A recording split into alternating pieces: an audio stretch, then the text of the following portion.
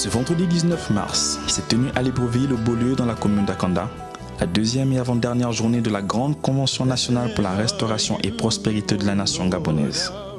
Chaque homme de Dieu passe au pupitre de cette grande messe de prière pour le pays à invoquer la grâce et la faveur du Seigneur sur notre pays, avec des thématiques et des points de prière précis qui correspondent aux réalités de notre nation. Cette deuxième journée a tenu toutes ses promesses, notamment au niveau du timing de chacune des interventions des différents serviteurs de Dieu conviés pour la circonstance qui sont succédés au pupitre. Il était question pour l'apôtre de nous faire comprendre qu'il est important de respecter les autorités établies, le chef de l'État, le gouvernement, afin que nous aussi, l'Église, le peuple de Dieu, au Gabon, nous puissions savoir que ces personnes ont reçu un mandat de Dieu qui permettra à ce que la vision établie par le Seigneur dans le corps du chef de l'État puisse prendre de l'ampleur et puisse être concrétisée.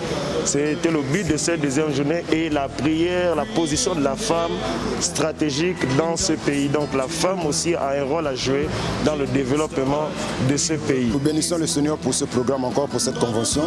Et je demande à tous les Gabonais, d'origine comme d'adoption, demain, 1, d'être en blanc. 2, nous allons faire ce qu'on appelle la Sainte Seine, qui est décrit dans la Bible de Jean. Bien aimé, la Bible nous dit que ces gens au mariage à Cana, ils avaient du vin, ils ont bu et le vin arrivait à manquer. Et à un moment donné, Jésus-Christ, lorsque vous lisez les textes, Jésus-Christ a changé l'eau en vin. Et vous allez vous rendre compte qu'au départ, lorsque le vin arrivait à manquer, la tristesse est rentrée dans les têtes, la désolation est rentrée. Et lorsque Jésus a changé l'eau en vin, la joie est revenue. J'ai présenté Deborah en tant que femme dans les nations, Deborah en tant que femme dans le foyer et puis dans l'église.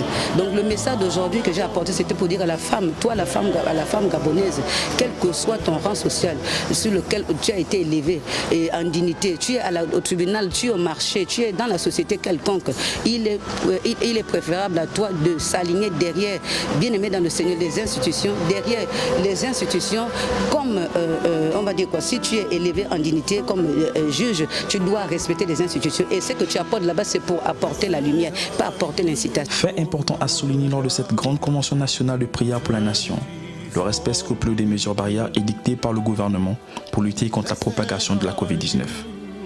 Pour le comité d'organisation, c'est une satisfaction totale à la fin de cette deuxième journée de prière qui fut forte et riche en émotions.